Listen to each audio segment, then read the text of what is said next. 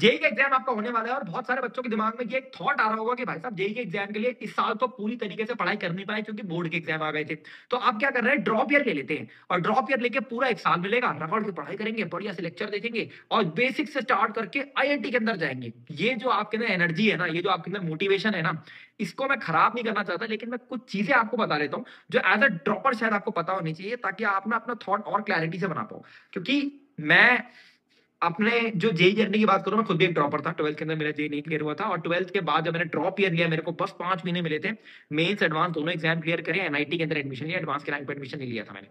अब सवाल यहाँ पे ये आता है कि भाई साहब क्या हमें ड्रॉप लेना चाहिए और ड्रॉप के अंदर किन बातों का ख्याल रखना। छोटी सी वीडियो है, अपने एक्सपीरियंस से बताऊंगा, सुनते जाओ। देखो, पहली चीज क्या है, तुमको एक साल नहीं मिलता है ड्रॉप ईयर के अंदर। तुम अप्रैल में छूटोगे, जनवरी में पेपर आ जाएगा, तुम्हारे पास मात्र 9 महीने रहेंगे। तो एक साल का मिथ तो दिमाग से खत्म कर दो। 9 महीने भी कम नहीं होता, ही नहीं बोल रहा हूँ कम टाइम मिलेगा, लेकिन एक साल नहीं है। दूसरी चीज, बेसिक से पढ़ाई करेंगे, ये सबसे बड़ा मिथ है। जिस व्यक्ति ने क्लास 12 के अंदर अच्छे से पढ़ाई कर रखी है ना, और अगर वो ड्रॉप ईयर के लिए जाता है, वो डेफिनेटली ड्रॉप ईयर में बहुत अच्छा करेगा और उसके चांसेस ज्यादा होते हैं। जो बच्चा बेसिक से चालू करने वाला है ना, बिल्कुल जीरो पर खुद को कंसीडर कर रहा है और बेसिक से चालू कर रहा है ना, तो वो लड़ाई में थोड़ा सा पीछे रह जाने वाला है और इवन हो सकता है वो कट ऑफ से भी थोड़ा पीछे रह जाए। मैंने बहुत सारे मेरे दोस्तों ने ड्रॉप लिया था मेरे साथ, लेकिन चूंकि मेरे 12th के बोर्ड के बेसिक्स अच्छे थे, तो वो जो मेरे को 5 महीने का टाइम मिला था ना, उसके अंदर मैं कैपिटलाइज ज्यादा कर पाया था।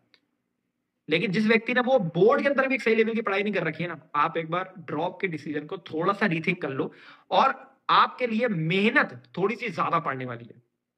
तीसरी चीज, ड्रॉप ईयर के अंदर बच्चों को लगता है 12-12 घंटे, 15-15 घंटे पढ़ेंगे आराम से, पूरा दिन खाली है हमारे पास, कोई कोई कुछ और काम तो है नहीं करने के लिए। लेकिन होता क्या है, ड्रॉप ईयर के लिए आपके पास 9 महीने का जो टाइम है ना, इसमें सिर्फ आप पढ़ने वाले हो।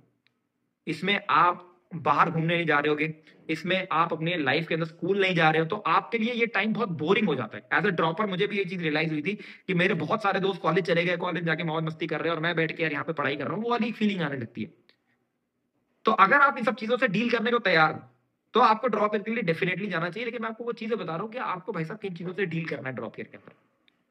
और अगर आपका रूटीन सही बन जाएगा ना, तो 12 घंटे पढ़ना ठीक है, 12 घंटे पढ़ सकते हो, लेकिन रूटीन ठीक नहीं बनाना तो 12 घंटे नहीं पढ़ पाओगे।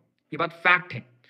आपका खाने सोने और नहाने धोने का टाइम ना फिक्स होना चाहिए। अगर ये चीज फिक्स नहीं है, तो आप डेफिनेटली ड्रॉप ईयर के अंदर एक रूटीन नहीं डेवलप कर पाओगे और आपका कर्व आप देखोगे, शुरुआत तो बहुत मोटिवेशन से हुई थी और अंत आते आते आप देख रहे हो भाई साहब वो मोटिवेशन नहीं रह गया।